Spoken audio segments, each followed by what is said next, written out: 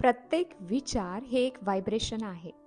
मग हे व्हायब्रेशनच आपल्या आयुष्याला, जीवनाला आकार देत असतं. पण जर तुम्हाला सुख, शांती, समृद्धी, आरोग्य हवं असेल, तर काय झालं पाहिजे? तर प्रत्येक विचार हा शुद्ध आणि जागरूक असला पाहिजे. जागरूक म्हणजे काय? अलर्ट राहून आपण काय विचार करतोय हे आपण बघितलं पाहिजे. मग विचार करून विचार करा की नक्की विचार काय करायचा आहे. का? कारण युनिवर्स, सृष्टी, पूर्ण ब्रह्मांड हे ऑलवेज तथास्तु म्हणत असतं. म्हणजेच काय?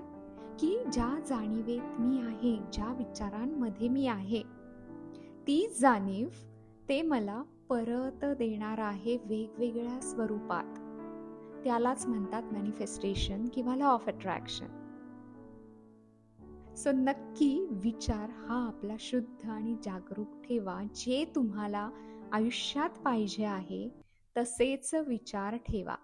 आवडलं असेल तर नक्की लाईक, शेअर, सबस्क्राईब करा. I am sorry, please forgive me. Thank you and I love you all.